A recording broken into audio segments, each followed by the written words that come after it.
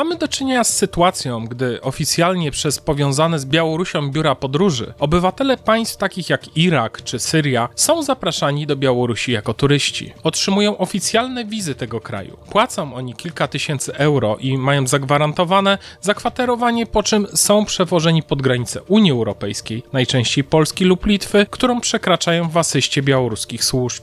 Celem większości migrantów są Niemcy. Istotą tego problemu jest znalezienie rozwiązania, które spowoduje, że migranci przestaną podróżować do Białorusi w celu nielegalnego przeniknięcia do Unii Europejskiej. Obecny kryzys jest spowodowany z jednej strony uszczelnieniem granic przez Polskę i Litwę, a z drugiej zintensyfikowaniem procederu przez białoruski reżim. Przesilenie nastąpiło 8 listopada. By zrozumieć przyczynę kryzysu, należy cofnąć się nieco w czasie do 20 sierpnia 2020 roku, kiedy to odbyły się na Białorusi wybory prezydenckie. Wedle oficjalnie ogłoszonych wyników Łukaszenko otrzymał aż 80% głosów. Wybory nie zostały uznane przez większość państw świata. Od maja 2020 trwały na Białorusi intensywne protesty, które po ogłoszeniu tych wyników jeszcze przybrały na sile. Protestujący spotkali się z silnymi sankcjami reżimu, jednak zagrożenie dla władzy dyktatora było realne. Wydarzenia te pchnęły Łukaszenkę w ramiona Władimira Putina, który udzielił mu wsparcia. Nieoficjalnie mówi się, że wysłał również swoich funkcjonariuszy do pomocy w tłumieniu zamieszek. By utrzymać władzę, białoruski dyktator sprzedał Rosji resztki niezależności swojego kraju. Tak więc pierwszą przesłanką dla tego kryzysu jest zemsta Łukaszenki na państwach Unii Europejskiej za wspieranie demokratycznej opozycji.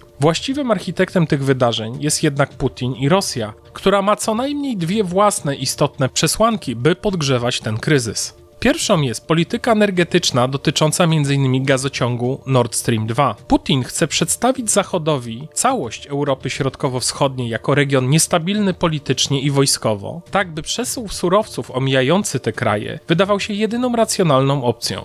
Rosjanie sztucznie wywołali kryzys w dostawach gazu do Europy, wstrzymując przepływ gazociągiem Jamał oraz wcześniej opróżniając zarządzane przez rosyjskie spółki zbiorniki z zapasami gazu dla Europy. Druga przesłanka to odwrócenie uwagi świata od koncentracji wzdłuż granicy z Ukrainą dużych sił wojsk rosyjskich oraz potencjalne przygotowania do ofensywy na wschodnią część tego kraju. Na przykład w okolicach Woronerza widziane były czołgi T-80U z 4. Dywizji Pancernej I Armii Pancernej, najbardziej wyspecjalizowane ofensywne oddziały w całym zachodnim okręgu wojskowym. Podobna koncentracja miała już miejsce w kwietniu 2021, jednak została zauważona przez światowe media i działania zbrojne nie nastąpiły. Ten sztucznie wywołany kryzys migracyjny nałożony na kryzys energetyczny związany z dostawami gazu może skutecznie rozmyć doniesienia o działaniach zbrojnych na wschodzie Ukrainy. W obecnej chwili Rosjanie mogą czekać na mrozy, co z jednej strony zaostrzy sytuację migrantów utrzymywanych siłą przez białoruskie służby przy polskiej granicy, a także zwiększy zapotrzebowanie na rosyjski gaz, z drugiej zaś poprawi warunki do działania ciężkiego sprzętu pancernego we wschodniej Ukrainie.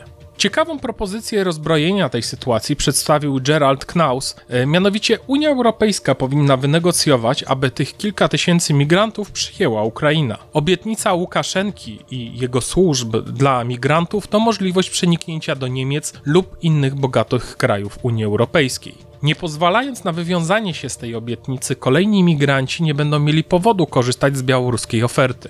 Z drugiej strony ważne jest, by nie pozwolić Rosji i Białorusi na stworzenie narzędzia nacisku, którego mogłyby swobodnie używać w przypadku jakichkolwiek niewygodnych dla nich działań ze strony Polski, Litwy czy całej Unii. Ukraina zaakceptowałaby tych migrantów, ponieważ w zamian dostałaby wsparcie Unii, a być może także USA w konflikcie z Rosją i Białorusią. Forma tego wsparcia byłaby przedmiotem do ustalenia. W ten sposób i Unia Europejska, i Ukraina osiągnęłyby to, co chcą uzyskać, jednocześnie nie pozwalając na osiągnięcie swoich celów przez Rosję i Białoruś.